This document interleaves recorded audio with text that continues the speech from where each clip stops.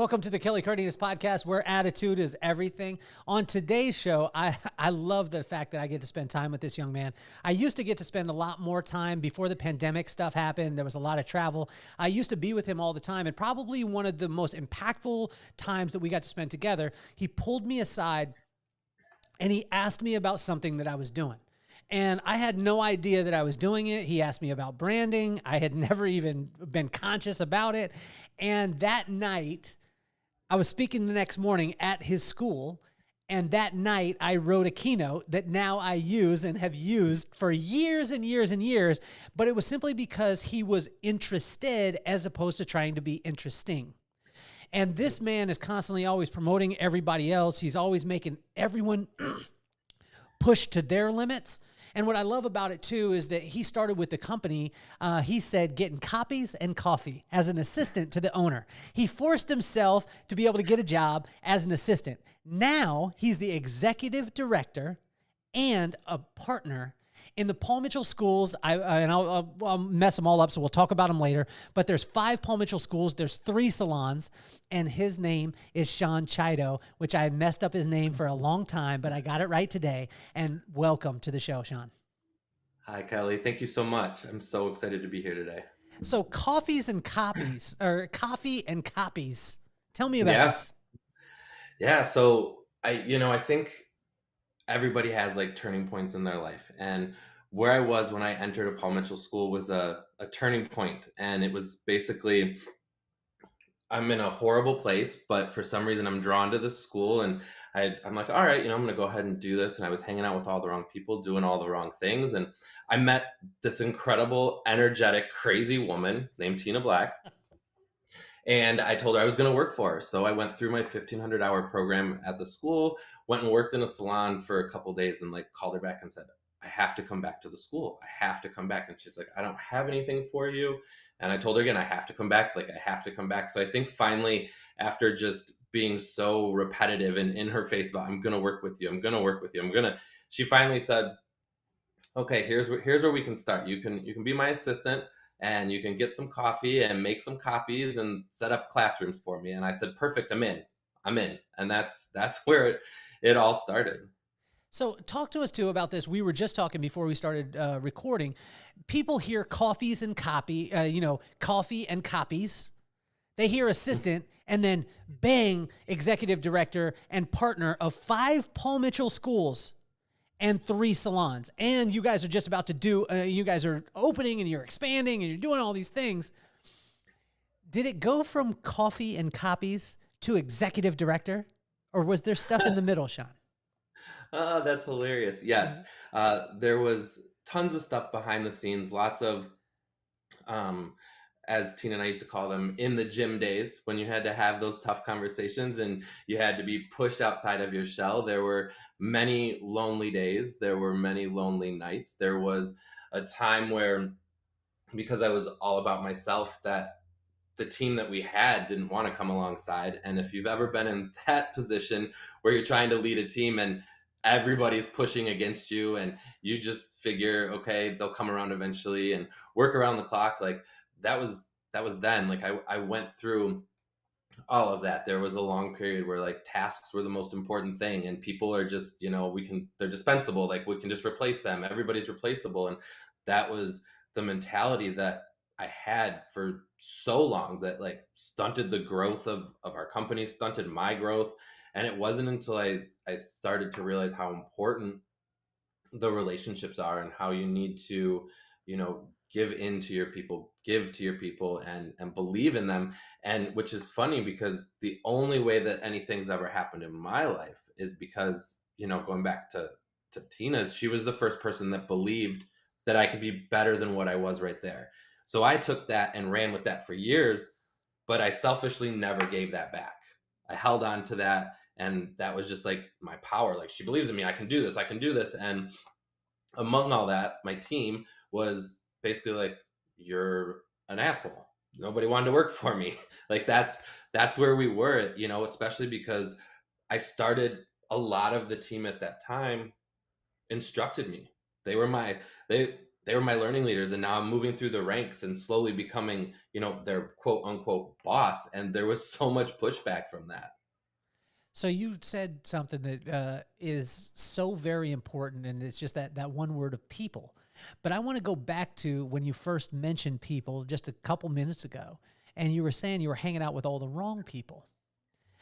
Can you talk to us about these things? Because I think a lot of times, like, bad people don't come into your life with a shirt or a jacket or a sign that says, I'm a bad person and I'm going to do bad things. They generally come wrapped in some shiny stuff that's exciting, and then you realize later, unless you were the only one that had the friends walk up and say, like, hey, I'm going to take you down the wrong road. If you'd like to go, let's go down that road. Can you talk to us about that experience, and also how kids can start to look and be able to detect that before they start to go down the wrong road?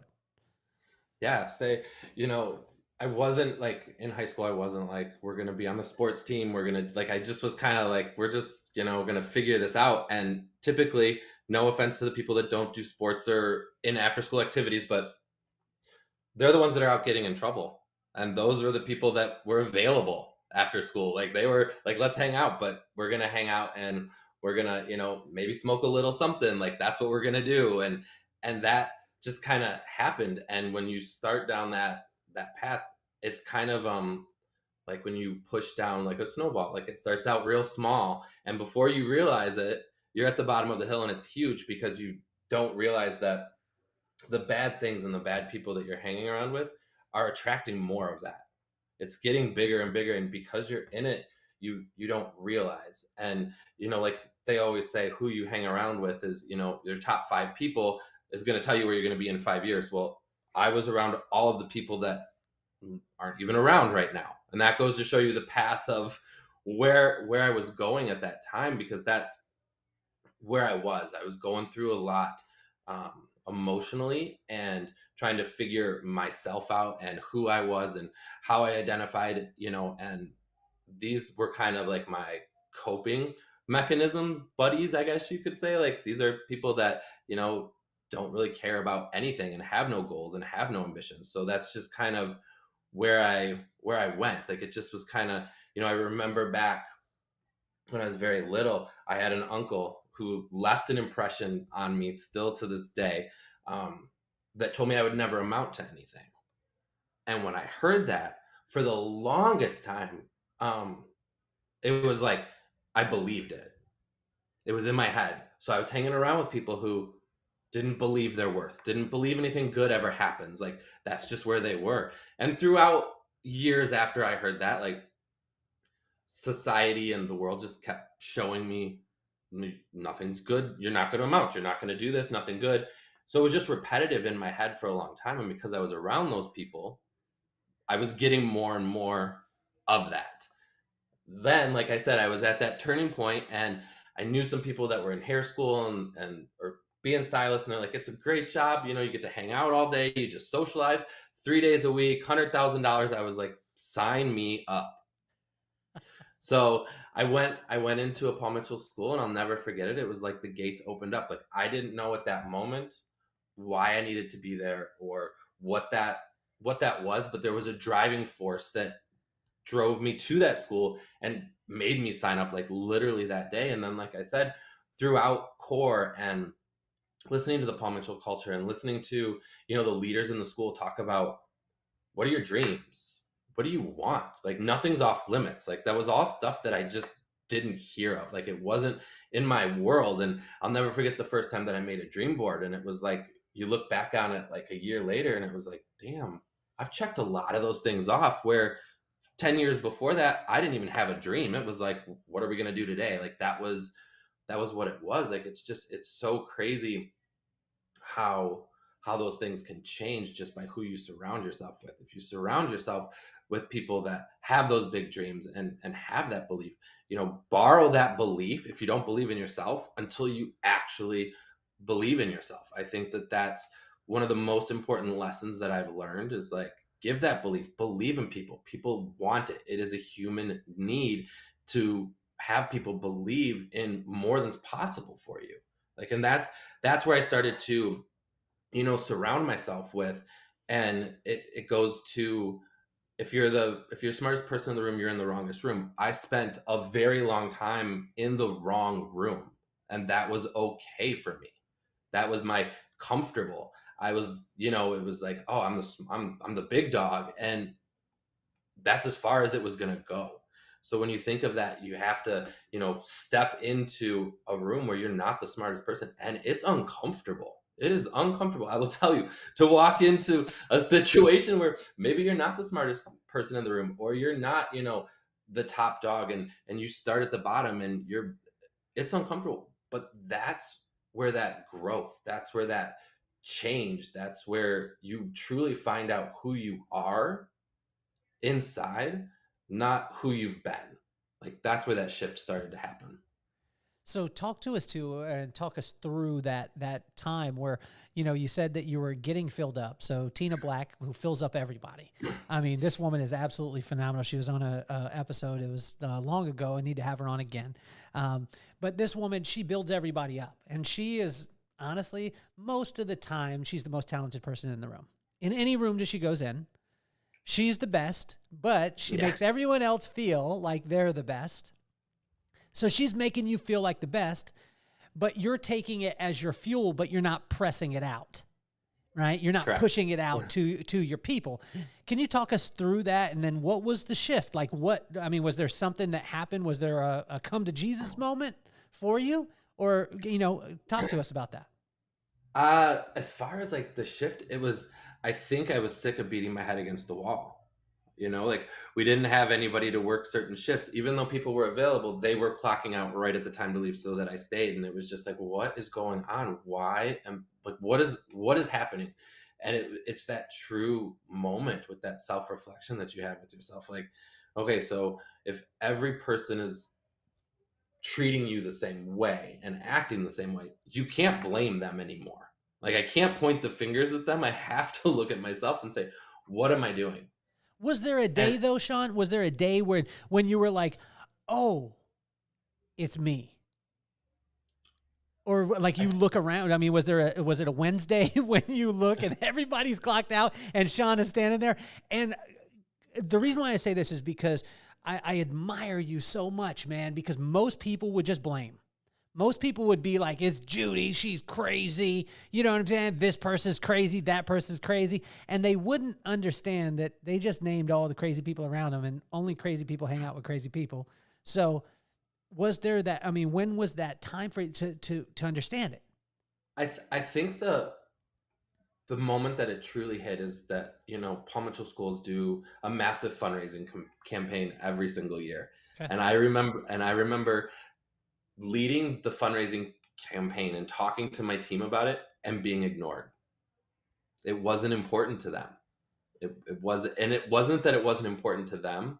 It's that they had no respect for me, that it didn't matter what I said, how I said it, until I admitted my wrongs and went back and humbled myself very, very much. I had to humble myself extremely much. I remember a conversation with a team member that told me, like, you need to knock your shit way down. You're too high. Like, this is never going to work. And I remember that, like, it sticks in my head. Like, certain key things have happened, and it was like, okay, so we need to look at that. And I ignored that comment until that fundraising thing, when the team was just not about it. And we struggled in that fundraising campaign that year until the end of it, when I owned it and apologized and did what I had to and started to rebuild those relationships. And then we still placed in the top 10. But we wouldn't have even placed if I wouldn't have owned that I'm the problem here, because I'm more concerned about myself and, what I can gain from this situation. How did you phrase these when you were saying that, you do the apology, or you become humble, you humble yourself? How do you phrase this stuff? I had a conversation with my daughter the other day, and I told her my pop gave me something early on in my life. And he said, if somebody has a problem with you, then you go to them and you say, have I done something to offend you? If I have, I want to apologize, and then shut up and let them talk. And I was like, Pop, that ain't going to work. But every time it worked. But it was things that I didn't want to hear. How did you phrase Mhm. and talk to us about the feeling that you have? Because humble, like you being humble, is such a, it's such an honorable thing. But being honorable a lot of times doesn't feel honorable when you're going to do it. Does that make sense? So can you take us through Yeah. the emotion and then take us through how did you how did you actually do it? Because again, you hear about people, humbling themselves or apologizing, but a lot of times we don't get the actual tools, actionable items on how to be able to go about it. I think, they always say, lead by example and lead by example and lead by example. Well, on the aspect of tasks, I was leading by example. I was sweeping the clinic floor. We were, I was doing that, but it was for own my own benefit of I'm just mentally telling myself lead by example. Well, if I show them, then they'll do it the right way. Like it wasn't about coming alongside and supporting them. So I had to fix and adjust my mindset first and understand that I'm serving them and that's okay. So that was the first thing I needed to demonstrate it by action. With the conversation, it goes back to what your pop said. I I think he said it a little bit more nicer than I did, but mine was kind of like, I obviously have offended you. You're pissed at me. What have I done? And how can we move forward? That was the conversation.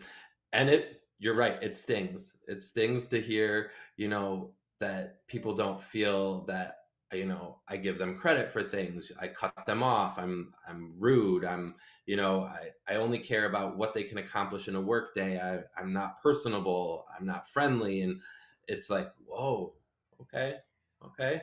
We need to look back at these because these aren't things that I ever want to be remembered for.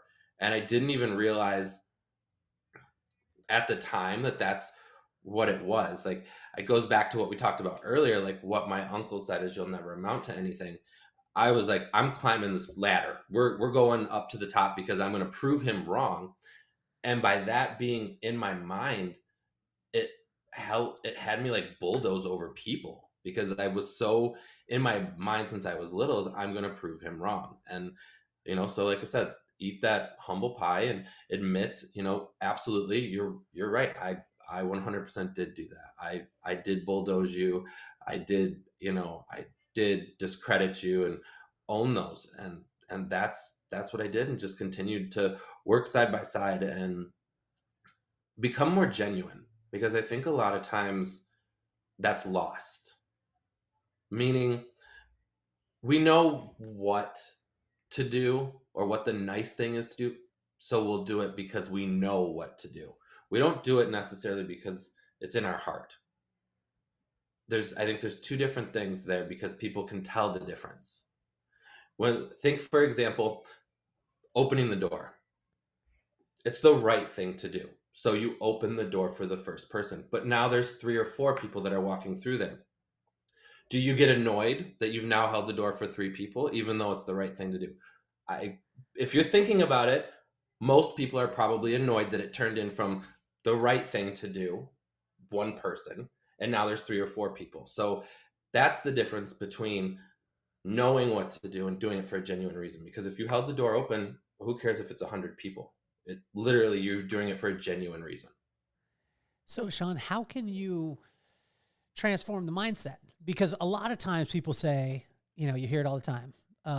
What is it? Tiger can't change his stripes, leopard can't change his spots. But you're sitting here telling us that you were in a selfish place as in leadership, and then your leadership took off because you switched the one thing that needed to be switched, which was you. But that's contrary to what most people tell us throughout our lives. How does one go about constructing a mindset or choosing it or switching it around? Well, one of the most profound things that I've heard from a guy named Rob Dial, he said that, and I don't even think it was him. I think he was quoting somebody, so I probably got it all wrong. But we'll just put it out there anyways. He said that you can't control your first thought, but you can always control your second thought, and that has sat with me because it's a natural instinct. Like you said, you can't change your stripes. So that natural instinct or that natural sarcastic response or whatever that is always going to be at the forefront. It's bred into who we are. You can't change those stripes. However, if you learn how to pause before we speak, you have the opportunity to edit that out. And if you do it enough times, the pause becomes very natural. And you'll be able to quickly process what should be the response versus your initial one, because you know that initial one's not always the right one. And I think that that's where we have the ability, if we all just paused, we all just took a pause before we spoke and really thought about that, or took a pause before we embarked in an action, or just thought about that, I think that that would change a lot. So talk to us about like day to day for you. I mean, executive director, I told you earlier, I got to sit up straight when I say that. Now you're a partner. It's been so cool because it was 2009 when you started with the company where you're at. You were getting coffee and copies in 2009. Now we're talking in 2022. You're part owner of this. You're the executive director of all the locations. Talk to us about some of the day-to-day things, because I have so many people that when I speak to them about the professional beauty industry, and then I say like Paul Mitchell School, and Paul Mitchell School, for those out there listening, is like going to Harvard. If the Harvard of the professional beauty industry, people about fall out of their chair when I tell them the tuitions that it costs to go to schools.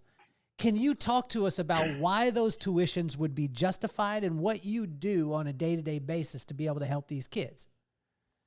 Absolutely. Well, they always they always freak out at tuition. And still, when I talk to people, they're like, "Are you serious?" I said, "Yeah, but you have to understand, a 4-year college costs $100,000, and it takes them 4 years. They can get out within under a year and be starting their career. So and it's such an amazing industry because it's limitless. Everything in the industry, like what you can make as much money as you want, you can make as little money as you want. It's 100% up to you. And with this license, where you can go in the industry, you're not stuck behind a chair. You can be a salon owner, you can work in distribution, you can be a salon coach. There's just a lot of areas of opportunity. And what's great about a Paul Mitchell School is because we're not just teaching you how to cut hair, how to style hair, and there you go out into the real world. Like, we truly believe in you as a person. And not only are we going to teach you the soft skills, how to connect with guests, we're going to talk about how to rebook, how to set you up for success when you go into salon. We have a program called Dollar Camp. It's going to set you up for financial literacy. It's going to talk about taxes. It's going to talk about savings and what it looks like to go and get a loan. And yes, you have to pay back student loans. Like, all that information is there. We have another program, Business Fundamentals, which is setting you up the building blocks for success when you leave. There's just so much more inside of our schools than just cosmetology. And that's why, when I enrolled in a Paul Mitchell School till today, my why is always going to be, we have the power to impact and change the future of this industry through one future professional at a time. And it's happening. If you think back, what does everybody always think of a hairstylist used to be? They used to have rollers in their hair, smoking cigarettes, and that's what it was. Like, look at where we are now. Like, 10, 20 years ago, 30 years ago, you wouldn't have said any cosmetology school is the Harvard of cosmetology schools. Like, we've clearly made an impact to be able to say that about our school. So we just have extremely high standards, not just the bare minimum to get you to get a license. You're gonna leave a better, well-rounded person from a Paul Mitchell School. So Shaun, I mean, going from coffee to copies, there's been a lot of pinch me moments. So those of you listening or watching, or you see Shaun's face, from coffee and copies and to the executive director and a partner of the company that he started with, of which he actually went to school at the place where before he did the coffee and copies. Talk to us about some of the pinch me moments that you were like, holy poop, I'm in this situation right now. I don't understand it. I can't believe it. Or were you just cool as a cucumber all the time? I think For them, and this is so strange because I was talking to my team about it the other day because they were asking, how am I so calm all the time? And I said, well, I've I know where I've been and I know what I've gone through, and I lived at, people say they go from 0 to 100. I baselined at 99. So it didn't take me much to get to that 100. Like I was constantly, you know, had something inside of me, and it was anger. Like it was built up anger that all the time. And I think with living that way for so long, to now looking at things and knowing the just to be calm, because I've been through all that. And when you're calm, it's okay. So as I went through things, I just kept saying yes.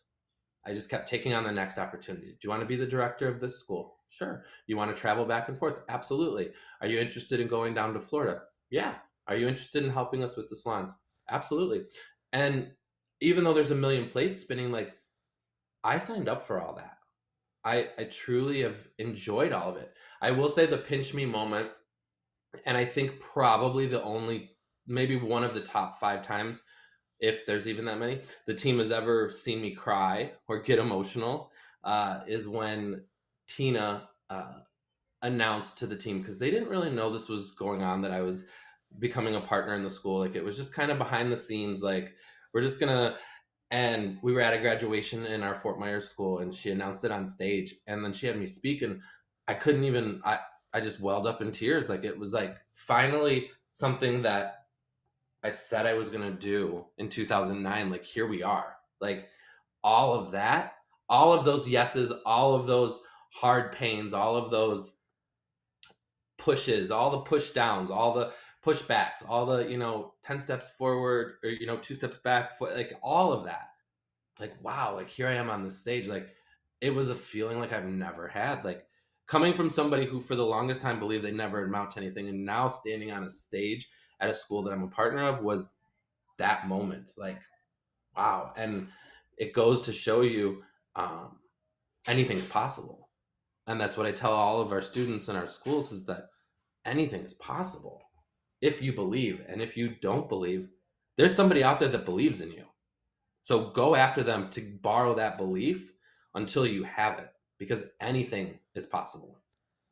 So, Shaun, help us too, and help the listeners out there, because there's some kids that are saying, "Okay, Shaun, I just don't. It sounds good, but I don't have a Tina Black in my life. I live in this neighborhood that you don't understand. My parents, are like this. I've got maybe one parent, or maybe I have both, but they're not present. I've gone through all these things: the drug abuses, the alcohol abuse. Shaun, you don't understand my story, and you keep saying that anything is possible, but that's not my reality. What do you say to that kid?" I've been there. It wasn't my reality. You have to step outside of your reality. You have to look outside of that box that you're in. There is more out there than what you think. There is more outside of that box. There is more outside of that city that you live in. And I'm sure now they're probably coming back and saying, yeah, but that costs money. It costs drive. If you have the drive and the determination to change your environment or change anything in your life, it will happen. It's not about motivation to get it there, because motivation fizzles out. You have to have the drive to want that change in your life. So it is possible. You don't want to be in the drug city and you don't want to do drugs. If you have that drive, if you have that inner strength and you push yourself, it is possible. Where can a person find that inner strength?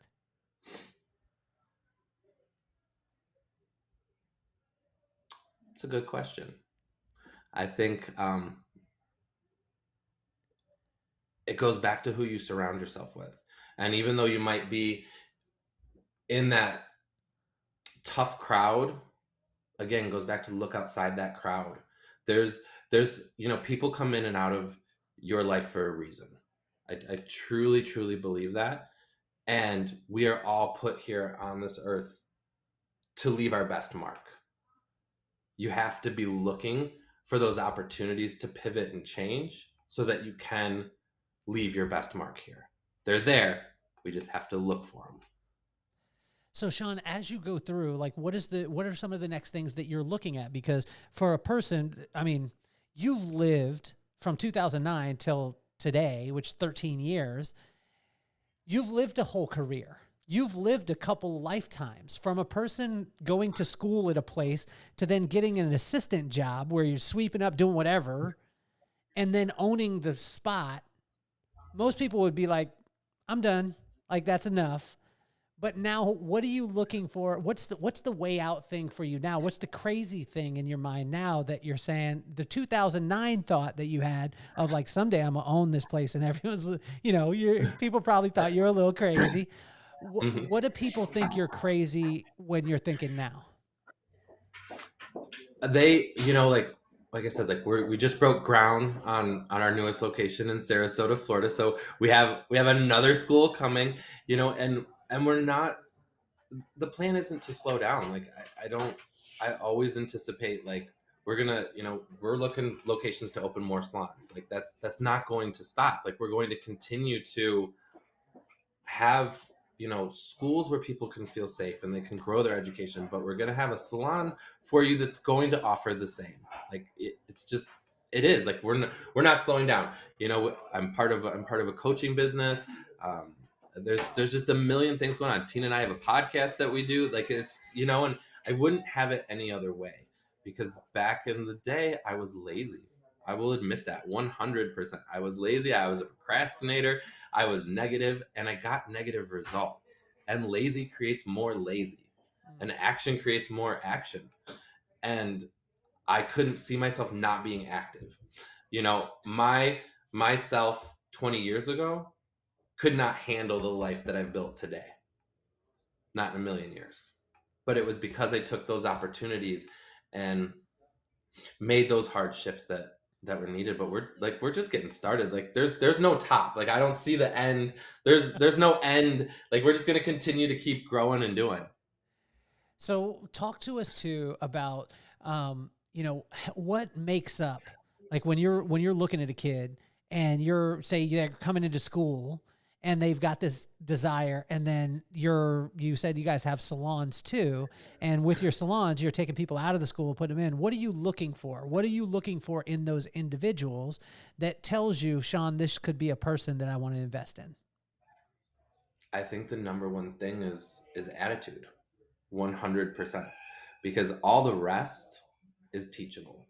If you have the attitude, and with that attitude comes with your heart. Are you that person that has the attitude that leads with their heart? Are you going to do the things that are right because they're the right things to do even when they're hard? Are you going to be integral with your word? Are you optimistic regardless of what's going on? Are you that person that believes in giving back? Do you have self-love, and do you put that out there into the universe? Like all of those things make a well-rounded good human. And that right there, the rest of it's all easy. We can teach you, how to give an amazing cut, how to give a color, but that person and who you are is not something that can be taught. It can be changed if you pause and wait for your second thought. You can come around that. However, like those are the most important things. Like your skill set. Like I could tell you, I know people that are top-notch stylists have a bad attitude and really bad clientele. I know people that are okay, have an amazing personality, and are booked years in advance. So you can choose. It really goes down to what's your attitude. So in the coaching side, because you're coaching salon owners, you're coaching stylists, you're coaching, future professionals, you're coaching owners. What have you learned through coaching? That we all need a coach. we all we all need we all need somebody with those outside eyes looking in, because sometimes we get so into what we're doing, we get so in the zone, we put those laser focuses on, and we're just so busy, and this is what we're going to do, that we don't realize sometimes the damage that we're creating by being that way. And it takes that person to kind of that's looking inward to kind of say like, okay, so here's some areas for opportunity that we can really work on. How is it though when you're performing at the level that you are? You've got the, you're 13 years in. You've become an owner. You're an executive director. You got all these responsibilities. You got a bunch of plates in the air. How is it that you're still able to accept that coaching? Because a lot of times people maybe go get the coach or they're around the people, but they're not accepting the stuff. How do you stay in that mindset to be able to stay humble enough to be able to grow? And what sort of some actionable items that a person could do to be able to stay in that state? You talked about mindset earlier, and that's really what it's about. If you look at, a coach, they're not there to make you feel bad. They're not there to attack you. You went out and reached out to them because you want something better. There's something missing and you don't know what it is. You're not getting the results you want on your profit line. Your team isn't, responding the way that you would. So you're going to get somebody that's going to help you. And when they're there to help, sometimes it does sting a little bit. You go to the doctor, he's there to help you. He's going to give you a shot. It's going to sting, but it's going to make you better. You just have to get through that stingy part for it to get better. So talk to us too about some of the circles that you're around. I mean, some of the people, because like, what have they done? What have they done for you now? The reason why I'm saying it is because when we started off, you said you were around the wrong people. And I'm not saying every single person around you right now is right, but there's a majority of them. I know them. And there's a majority of things that are going on around you that's like, it's mind blowing to see the people perform at the levels that they are. And you're one of those people. Talk to us about some specific people that have really impacted you and gave you a little bit more wings than you even had. Well, I think, you know, one of the first people, obviously we talked about Tina, but uh, Lisa Martin, the director at the Sterling Heights location, has always been a people first person. She still till this day can tell you every student's name, last name, number, and when they graduated since 2006. She knows everybody because that is super important to her. And I'm a firm believer of where your weaknesses are, surround yourself with people whose strengths that is. So she is one of those people in my circle because of her ability to build connections and relationships with people. And I think, I look at who's in my corner for business. I have Tina and Brian. They're I that I can't say enough about them because I don't think either of them have 1 ounce of fear in their life about anything. um, I'm learning to get that way as we're going through the process of building a new school. They're just calm, and you talk about calm. They're calm and collected about all of that, and I think that's okay because some of the bumps, of opening a new school or even opening a new salon, honestly, my fear would have kicked in that we probably would have said maybe we need to pause. Maybe they just we're going for it head in. So you need people like that. You need people that are further ahead of you in life so that they can get you over that fear and take you away from, those the lot of years it's going to take. They're already there. They can save you that learning lesson very, very quickly. And then I just think of who in this industry, I'll use you, Kelly, like you said. When I was a student, I was like, tell me about branding because you come in with this shirt, you got your hair on it, you're like everything has your face on it. Like, where did all this start? And like, because you're building, this huge empire based off of a logo. Like, people know that. Like, you hand them out when you're at hair shows, like, here's a patch, here's that. Like, you just did that, and I was like, damn, that is so cool. Like, you got a book, like, you are one of those people from afar, because like you said, since COVID I haven't really seen you that much, so it's nice that we get to hang out today. um but I think, you're one of the first people that I go to for motivation. And like I said, motivation fizzles. And I can't remember who said this either, but motivation is like a shower. It's recommended you get it every day. I know that during the pandemic, we had the privilege of having you speak to our schools a couple times. And the way that you touched them and got them emotional, like, you need people like that. Like, you need a dose of Kelly. Like, it's like that shot. you're one of those people. Turning on your podcast, who you have on your podcast, like you offer that. So you need to have those people in your life. And then it goes down to, scroll through even just your Instagram, because you can find people that you want to surround yourself with there, and you can find people you don't. The unfriend, unfollow, or on Facebook, I discovered you can do a 30-day snooze on people. You can just snooze them for 30 days and you don't have to see anything they post. I think it's so important, and then the rest of it is I surround myself around people that I want to be like, people that have those qualities that keep me in check. Because like I said, sometimes I still got that little anger side that wants to come out, but I need to stay around people that calm that and put me in a calm place. What do you wish people knew about Shaun?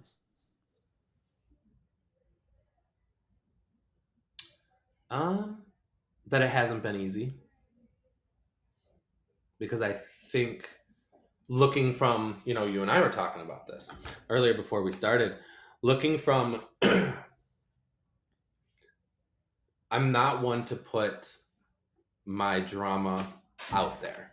I'm very private. I don't put anything personal that I go through or family, like that's just not there. I don't put struggles at work. If I have a really bad day at work, you're not going to find it on my Twitter, Facebook, Insta. I'm not going to talk about it. So on the outside looking in, wow, everything's been cool. But there's been a lot behind the scenes that I would never talk about. And I think that it's important, especially in this generation, to know that there's more behind the camera. There's more. What you see is what we're putting out there. But what actually took to get there, it's hard. It's been hard. But it's so been worth it. You just said a word that just kind of sparked me, which is generation, because I think every generation looks at the one that's right in front of them and says, you don't have work ethic. You don't work as hard as we did. And I had this conversation with a millennial one time, and he was like, no, I just don't work stupid.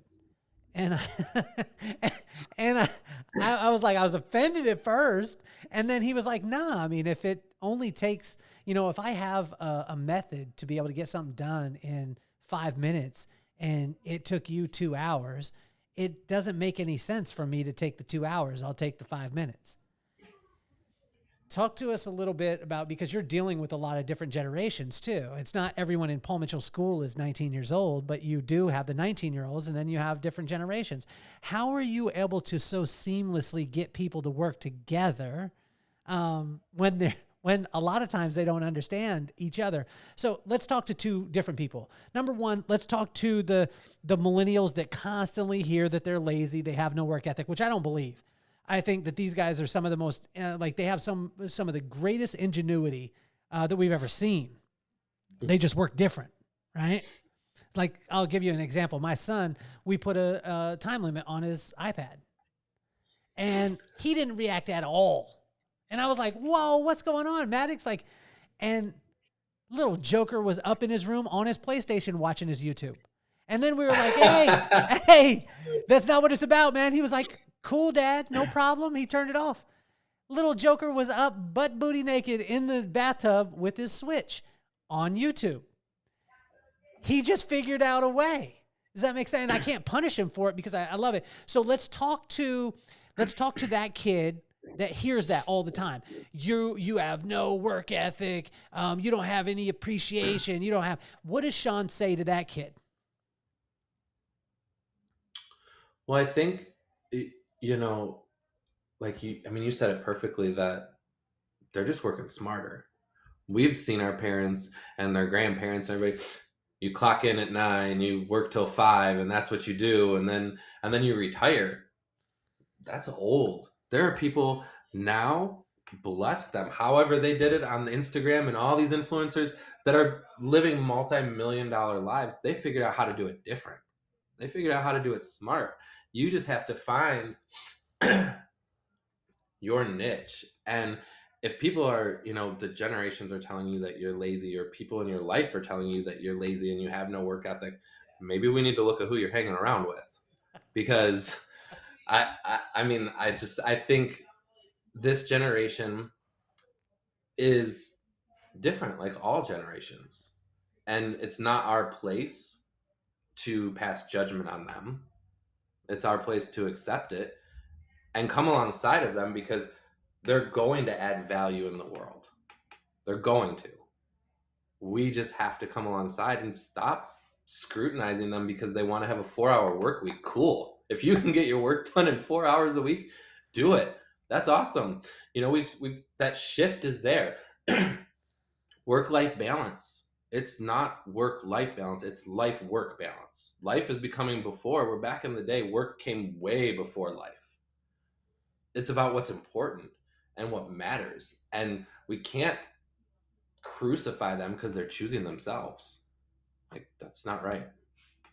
So talk to the person that is, the get off my lawn person. And I've got that in me at times, I've got the get off my lawn kind of situation.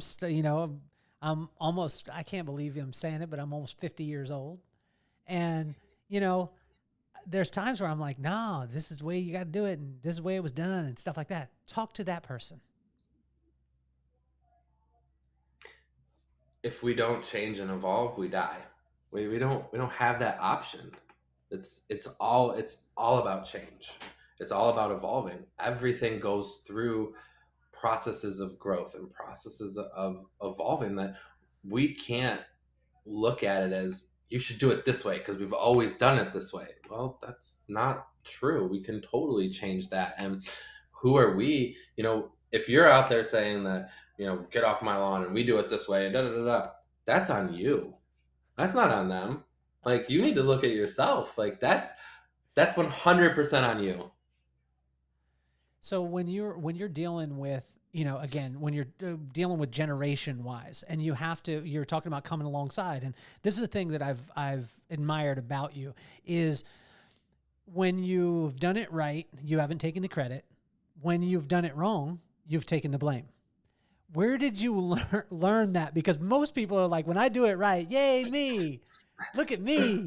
And then when good things go wrong, they're like, where are the people at? They're just, but you've learned to do it. And I've seen you transform this over time. You've transformed it. Like, you have it completely opposite. You're constantly giving credit to everybody else. And when the blame comes, you're taking the blame. I think, it goes back to some of those pivotal moments in the beginning of my career. And it was all about me. I was leading for all the wrong reasons. And I was that person of, oh, you messed up. It's all you. It's you. You did it. And look where that got me. It got me nowhere. It got me working by myself with no support. Like, and as the leader, we have to take the responsibility for anything that goes wrong. At the end of the day, the buck stops with you as the leader. So why would we push blame? And the standing in the backside and always putting the team first is what has propelled our companies to now be opening another location and looking at another location for a salon, because the people come first. They are way more important. They do the work.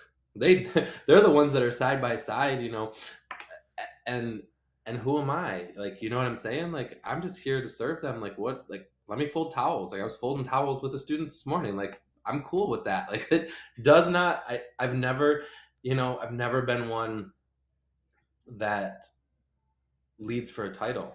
Like, I was, and that got put away very, very quickly. And even now when people say, what do you do? I'm like, oh, I work in the schools. That's how I view it. Like, it's just what it is. Well, I love it. If you're watching, you can see it in him. If you're listening, you can hear it in his voice. But even before we started, I asked him what his title was. I asked Shaun what your title was, and you're like, that's no big deal.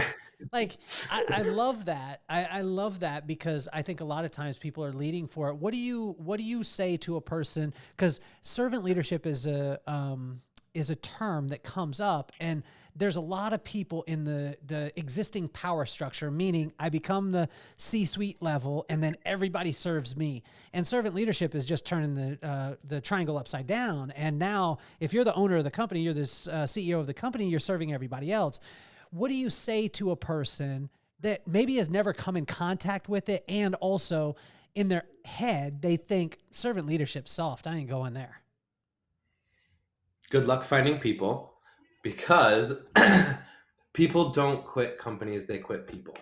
They quit the leader. Like, it's been said over and over again. So if you're having high turnover, it's because you're not appreciating your people.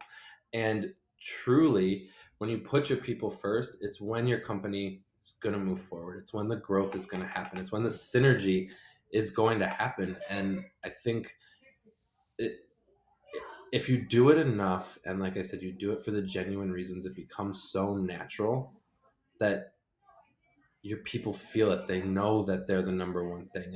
And if you don't tell them enough, they can just see it, because you're there to serve them.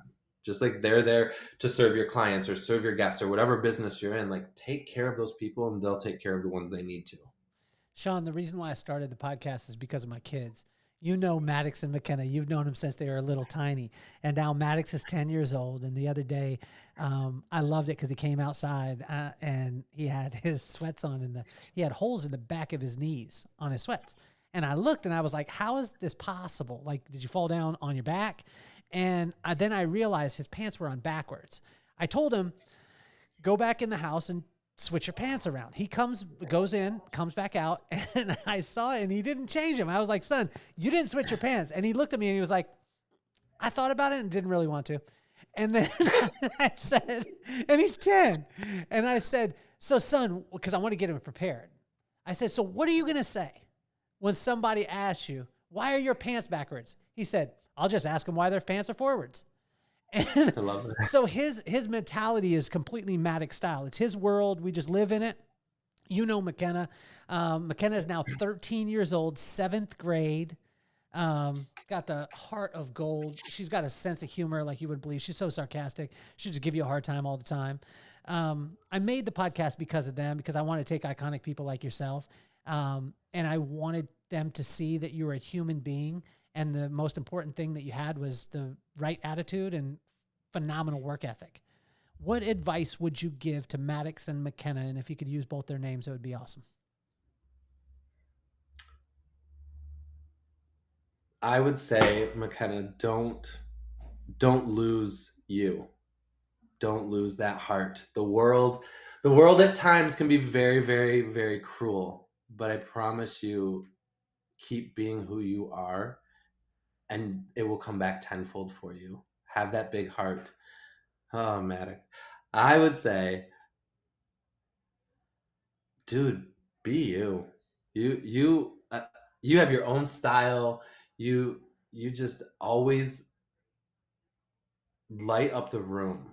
And that's hard when you're next to your dad. That's hard. You come alongside of him, and you just are that own burst, and you're going to do huge things in this world. Well, Shaun, you're already doing huge things in this world, and what I love about it is you stay so humble with it, and it's one foot in front of the other. I think our mutual friend, Tim's story, it was great. He said something to me that's impacted me so much. He said, there's no big breaks in life. There's just a lot of little ones. And my friend Eric Compton said to me, I called him and I wanted to congratulate him because the first week of his business, when he opened it up, he actually profited on the first week. And I was like, how is this possible? And I just called him. And the first thing I said, Eric, you got the Midas touch. And he said, nope, I just keep touching.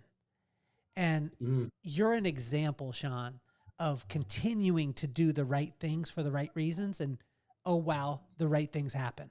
But it's no mystery. For all of us, it's no mystery that Shaun's sitting in the place where he's at, because the foundation, the building blocks were all in place.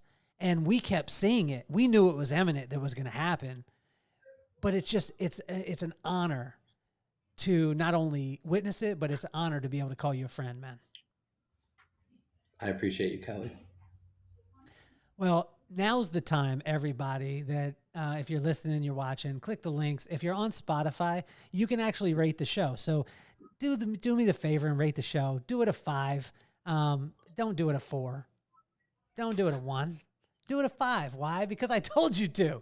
So rate the show. And what I would suggest is anybody who's thinking about leading, you need to share this episode with. Anybody who's thinking about maybe they're in the wrong path right now and they're around the wrong people, share this with them. Because I think that the greatest thing that you can do is you can is get yourself around people or listen to people or watch people like a Shaun who are not talking from, I read a book and this is how it's going to happen, but he lived it and he's living it right now. And I think it's such a phenomenal example. And so now click the links, check all the sponsors, do all the things that you know you need to do. But Shaun, you have been absolutely amazing, man. And I appreciate you being on the show.